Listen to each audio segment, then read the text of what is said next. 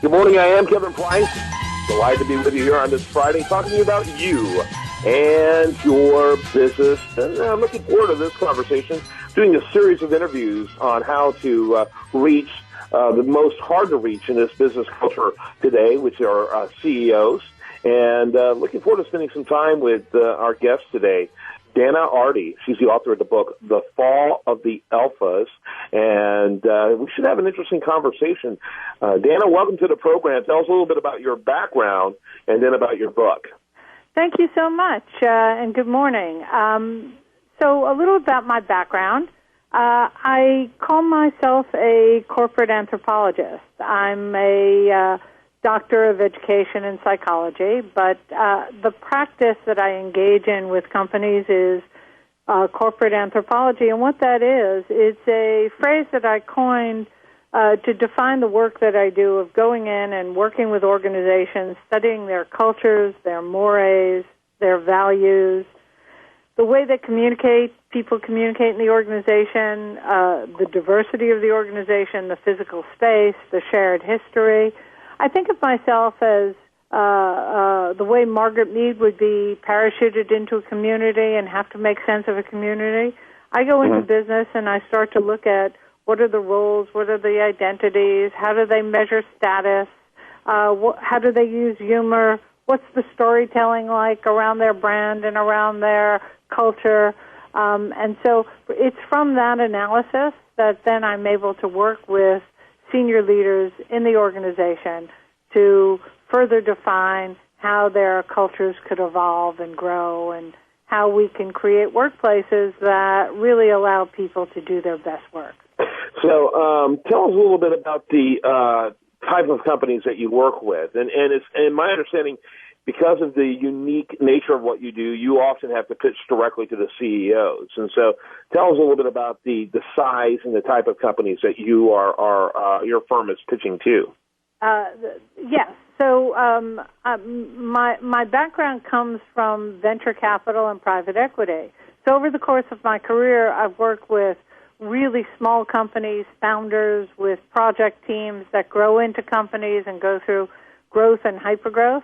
And then I've worked with multi-billion-dollar companies that are either growing and acquiring or in transition, transforming their businesses in many ways. And so, one of the opportunities that my company has is we can help big companies think small and small companies think big. And that's been a real differentiator of corporate anthropology, my company. Okay. Your company does directly pitch to the CEOs.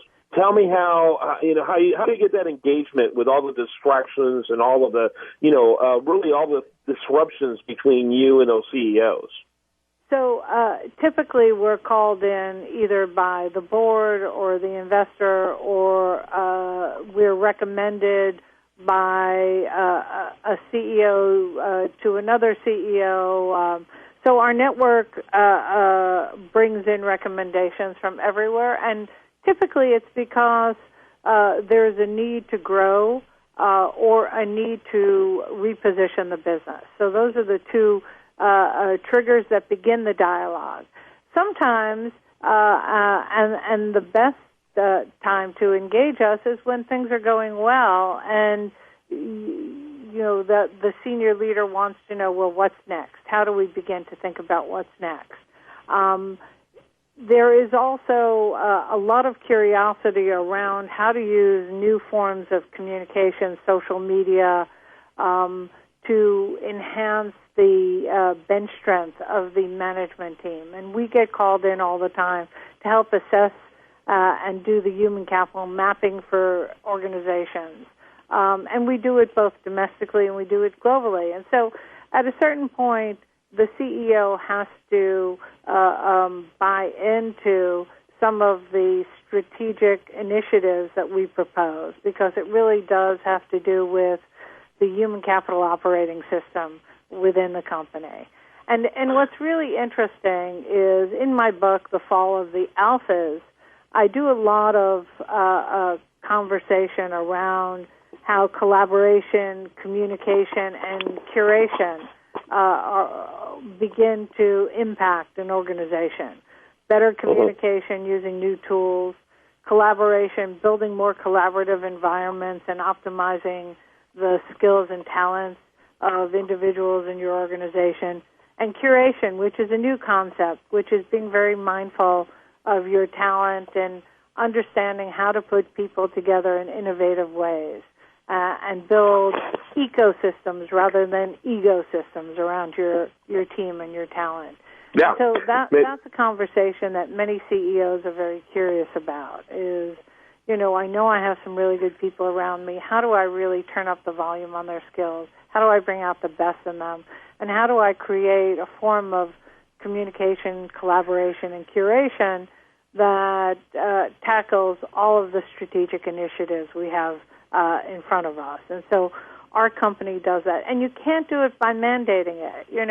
I had one CEO say to me, okay, Dr. D, we understand that this is in our best interest, and we can do a lot with the people we have and really create an environment where they can do their best work. I'll put out a memo and make sure that happens. And talk a little bit about the book. What makes you write it? When did it come out? How's it being received? Those type of things. So we got a couple of minutes left. End of October, and it is beyond my wildest dreams. There are so many organizations around the country, and now I'm off to Europe next month. So there seems to be interest everywhere on how to begin to start a different dialogue within organizations.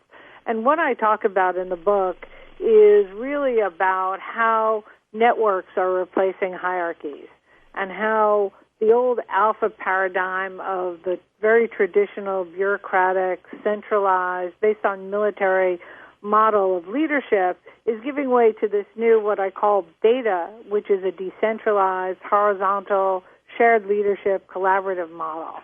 And it's been an amazing response that people are not only talking about it, but really wanting to engage in a dialogue on how do you make this happen? How do you encourage it in the organization? And I think there are several megatrends that have come together for this moment where the book has hit a chord or a nerve, and that's because of the millennials coming into the workforce, these young people who are very, very talented and highly engaged have grown up being collaborative about should they go to the movies, where should they eat their dinner. They're used to e-opinions, reviews, Yelp. They tweet, they use social media, they engage in dialogues in and around their personal lives. And so bringing that kind of sense of collaboration into the workforce is second nature to them.